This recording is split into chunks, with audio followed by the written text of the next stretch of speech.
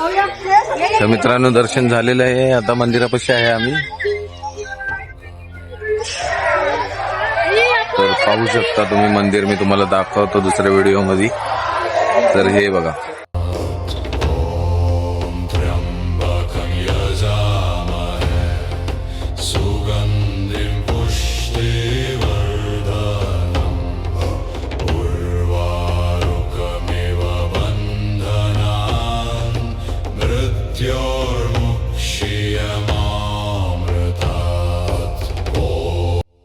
तर मित्रांनो तुम्ही बघू शकता इथं गर्दी भरपूर आहे.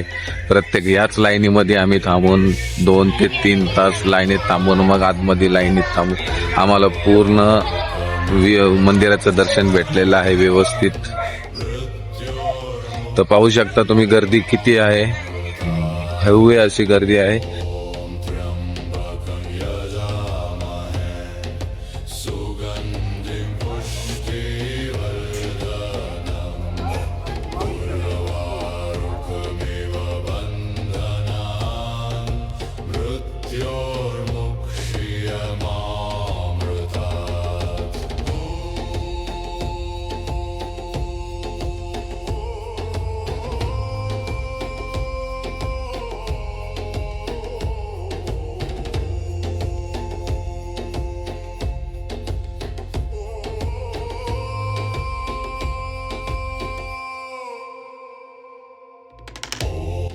तर मित्रांनो तुम्ही बघू शकता आता मंदिरामध्ये आमचं दर्शन झालेलं आहे.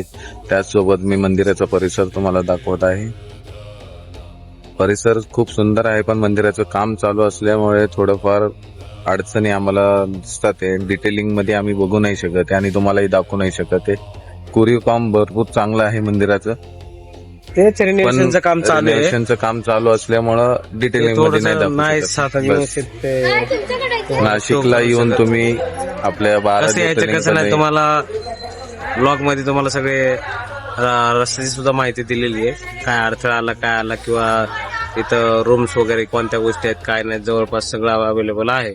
आणि हवे तसे रेट मध्ये, जास्त काही महाग नाही. खाण्यापिण्याचे ठिकाण पण तुम्हाला सांगितलेलं आहे. ते साई काहीतरी डाबा तुम्हाला नाव सांगितलं, त्याच्यामध्ये जेवण खूप छान आहे. 100 रुपयामध्ये काहीतरी मिनी थाळी आणि 150 रुपयामध्ये अनलिमिटेड असं काहीतरी आहे. पण जेवण एकदम अतिउत्तम आहे. तर आपल्या उत्तर महाद्वार आहे ना, प्रवेशद्वार, त्याच्या समोरच्या बाजूलाच आहे.